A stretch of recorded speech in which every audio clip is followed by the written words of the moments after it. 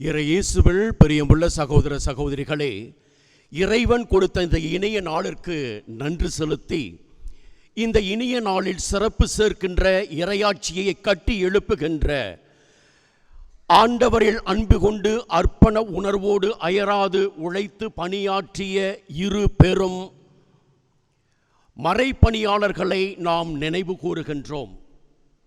முதலில் புனித Don Bosco.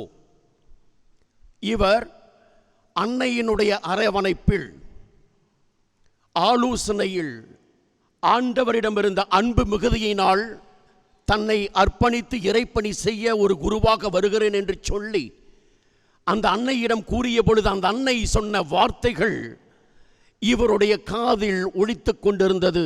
அந்த வார்த்தைகள், நீ கவனமற்ற குருவாக இருப்பதை விட ஒரு நல்ல விவசாயியாக இருந்துவிடு. இந்த வார்த்தைகள் செவியில் ஒலித்து கொண்டிருந்த பொழுது நான் ஒரு கவனமுள்ள ஒரு குருவாக வாழ வேண்டும் என்று சொல்லி தன்னையே அர்ப்பணித்து அவருடைய கவனத்தை இளைஞர்கள் பால் திருப்பி இளைஞர்களின் தோழராக, நண்பராக போற்றப்படக்கூடிய டான் போஸ்கோ. அடுத்தபடியாக இந்த நாளை சிறப்புறச் செய்வது இறை ஊழியர் மறைப்பணியாளர் ஜோசப் லூயிஸ் ரவேல். இவரை பற்றி அதிகமாக நாம் ஒருவேளை அறிந்திருக்க வாய்ப்பில்லாமல் இருந்திருக்கலாம். ஆனால் இவர் ஆற்றிய அளப்பெரிய பணியை குறித்து நாம் இன்று சிந்திக்க இருக்கின்றோம். இந்த நாள் அவருடைய 145வது விண்ணக பிறப்பின் நினைவு நாள். ஒரு சிறிய விதையாக விதைக்கப்பட்ட இறையாட்சி பறந்து விரிந்து ஆழ விழுதுகளாக பாருங்கும் உலகெங்கும் பரவி சிறப்புற செய்து வரக்கூடிய பிரான்சிஸ்குவின் காணிக்கை அன்னை சபை சகோதரிகளை, அவர்களுடைய நிறுவனத்தை, சபையை தோற்றுவித்தவர்தான் இன்று நாம் நினைவு கூறும் இறையூழியர் ரவேல். இவரை பற்றி சொல்ல வேண்டும் என்று சொன்னால், கரையை துறந்த கலங்கரை விளக்கம் இவர்கள். மாந்தருக்குள் பிறந்த மாணிக்கம் இவர்.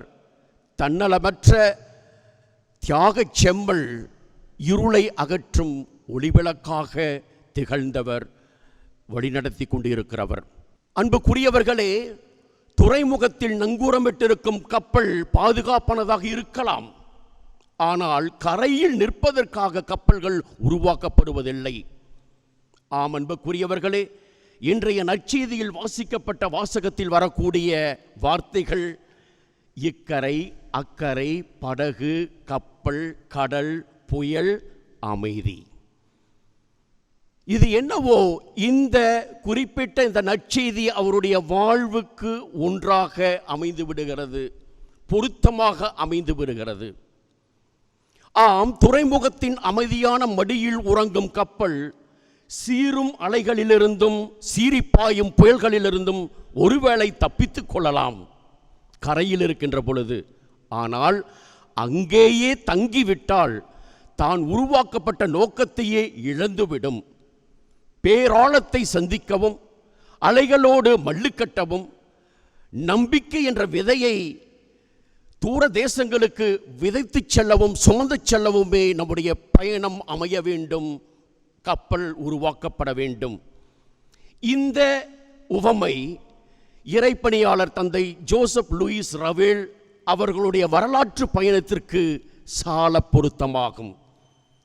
தன் தாய் நாட்டினுடைய வசதிகள், வாய்ப்புகள் அனைத்தும் இருந்தும் அந்த நங்கூரத்தை அறுத்து கொண்டு இந்தியா என்னும் பறந்து விரிந்த நற்செய்தி பெருங்கடலில் துணிச்சலுடன் தன் வாழ்வை பாய்க்கப்பலாக செலுத்தியவர்தான் இன்று நாம் நினைவு கூறும் இறையூழியர் ஜோசப் லூயிஸ் ரவேல் அவர்கள் என்பதை நாம் மறுக்க முடியாது. கிறிஸ்துவின் மறையுடலாம் திரு அவையினுடைய தலைமகள் என்று போற்றப்படக்கூடிய பிரான்ஸ் தேசத்தின் எத்தனையோ மறைபரப்பு பணியாளர்களை உருவாக்கி பாருங்கும் உலகமெங்கும் ஆழ விழுதுகளாய் பணியாற்றி கொண்டிருக்கும் ஒரு விழுதுகளில் இருந்து புறப்பட்ட அந்த ஆரம்பம்தான் மறைப்பணியாளர் ஜோசப் லூயிஸ் ரவேல். தெய்வ பயத்திலே ஆழ்ந்த ஆன்மீக அனுபவத்திலே வாழ்ந்த பெற்றோர்களுக்கு 1824 ஆகஸ்ட் மாதம் 24 பிறக்கின்றார். அந்த பெற்றோருடைய ஆன்மீகத்திலே உந்தித்தள்ளப்பட்டு ஜெபத்திலும் தபத்திலும் அவர்களோடு இணைந்து தனதாக்கி நானும் ஒரு குருவாக வேண்டும் என்கின்ற எண்ணம் அவர்களில் உருவாக 1844 டீன் என்கின்ற மறை மாவட்டத்தில் உள்ள குருமடத்திலே சேர்ந்து குருமானவராக பயிற்சி பெற்று கொண்டிருக்கும் அந்த வேளையிலே 1846 தான் அவருக்கு ஒரு கருத்து உதயமாகிறது. வசதிகள் வாய்ப்புகள் நிறைந்த இந்த தேசத்திலே நான் ஏன் பணி செய்ய வேண்டும் என்கின்ற எண்ணம் எழுவது அவர் சந்தித்த பாரிஸ் மறைபரப்பு பணியாளர் சபை MEP மிஷனரிஸ். அவர்கள் எவ்வாறு தங்களுடைய உயிரை துச்சமென கருதி விசுவாசத்திற்காக தன்னுடைய வாழ்வை தியாகம் செய்து இழக்க முன்வருவதை நிகழ்வுகளை பார்க்கின்ற பொழுது உணர்கின்ற பொழுது அவர்களுக்குள் ஒரு உத்வேகம் வருகிறது. அன்புக்குரியவர்களை, நானும் அவர்களைப் போல மறைபரப்பு நாடுகளுக்கு சென்று இறைவனுடைய நற்செய்தியை அறிவிக்க வேண்டும், என்னுடைய உயிரை இயேசுவுக்காக இழக்க வேண்டும் என்ற ஒரு எண்ணத்திலே அந்த சபையோடு இணைகின்றார். 1848 குருவாக திருநிலைப்படுத்தப்படுகிறார்.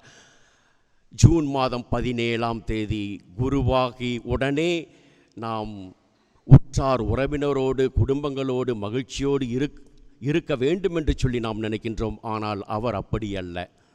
வெறும் 20 நாளில் ஒரு தீர்க்கமான முடிவுக்கு வருகிறார். திருப்பணி ஏற்றவுடன் அவர் முன் வந்து நிற்கின்றது 2 வழிகள். ஒன்று, பிரான்ஸ் தேசத்திலேயே வசதி வாய்ப்புகள் சிலுமையை எல்லாம் அனுபவித்து பாதுகாப்பாக பணி செய்ய முடியும் என்கின்ற ஒரு வழி. மற்றொரு வழி, இறைவனை அறியாத மக்களுக்கும் இறையாட்சியை விதைக்க வேண்டும், இறைப்பணியை செய்ய வேண்டும், தூர தேசங்களுக்கு செல்ல வேண்டும் என்று சொல்லி ஜூலை 7 வெறும் 20 நாட்களிலே ஒரு தீர்க்கமான முடிவை எடுத்து புறப்படுகிறார் இந்தியாவிற்கு. பல மாதங்கள் கடந்து கரை சேர்கிறார். எங்கே? புதுச்சேரியிலே. 1848 டிசம்பர் திங்கள் 28 கோவை மறை மாவட்டத்திற்கு வருகிறார். பணி செய்ய ஆரம்பிக்கிறார். பாலக்காட்டிலே 1849 52 வரை இறைப்பணி செய்கின்றார்.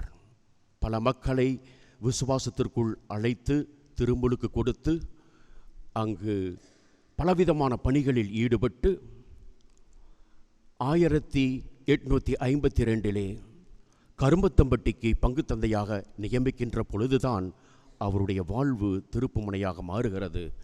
அங்கு அவர் சந்தித்த இன்னல்கள், வறுமைகள், பெண் அடிமைத்தனம், ஜாதிய வேறுபாடுகளால் சமூகத்தையே கூறு போட்டு கொண்டிருந்த அந்த ஒரு சூழலை கண்டு பதட்டமடைகிறார், பயப்படுகிறார், அவர் கலங்குகிறார். இந்த சமுதாயத்தை உருமாற்றி ஏதாவது செய்ய வேண்டும் என்று சொல்லி எண்ணம் கொண்டு உத்வேகமாக உந்தி தள்ளப்பட்டு சாதிய வேறுபாடுகளை பிரித்து அமைதியை நிலைநாட்ட, சமத்துவத்தை கொண்டு வர அரும்பாடுபடுகின்றார்.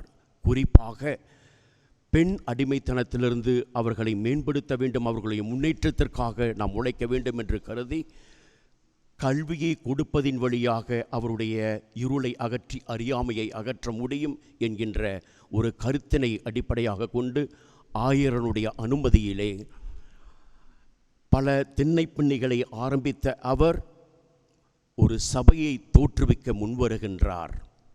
அப்பொழுது அவருடைய அரும்பெரும் செயல்களால் பணிகளால் உந்தப்பட்டு ஈர்க்கப்பட்ட ஒரு இளவல், ஒரு பெண்மணி சௌரியம்மாள். இதோ நானும் அவரைப் போலவே நான் பணி செய்ய வேண்டும், நானும் ஒரு குருவாக வேண்டும், அறியாமல் கேட்கின்றார்.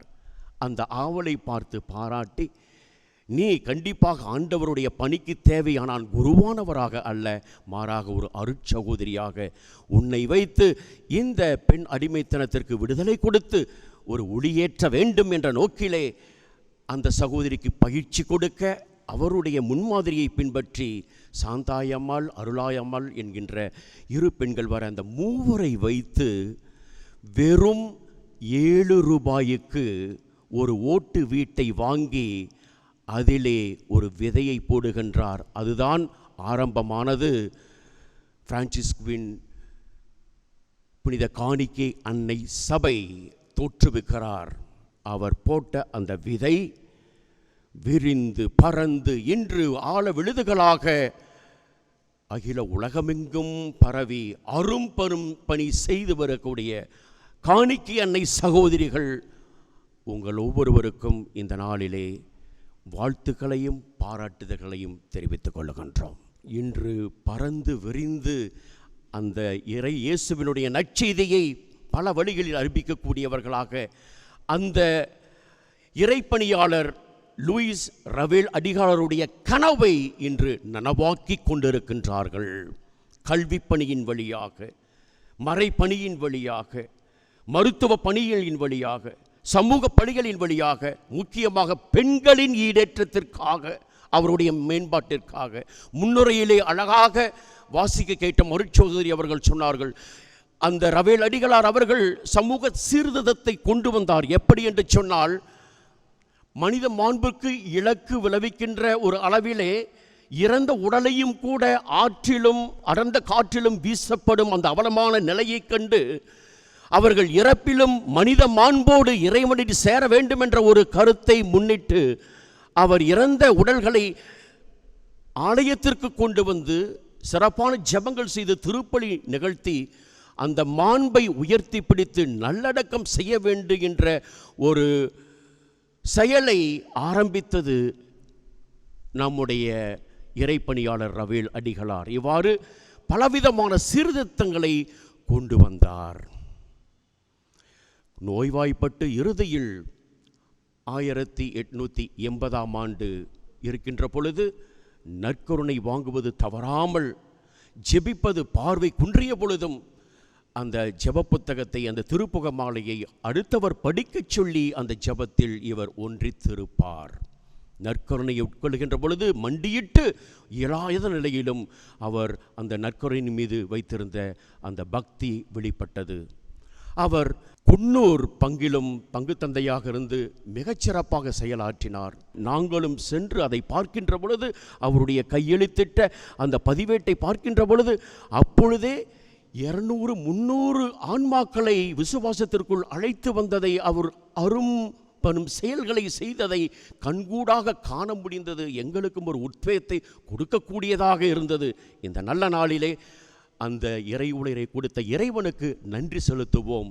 தொடர்ந்து நாமும் நம்முடைய வாழ்க்கை பயணத்தில் எந்த விதமான கரையிலிருந்து, துறைமுகத்திலிருந்து நாம் புறப்பட வேண்டும் அக்கறை நோக்கி, ஒருவேளை பயத்தினால், நமக்கென்று வைத்துக் கொள்ளுகின்ற வசதி வாய்ப்புகள், அர்ப்பணத்தில் தயக்கம் என்கின்ற துறைமுகத்திலிருந்து, கரையிலிருந்து நாம் அக்கறைக்கு செல்வோமாக.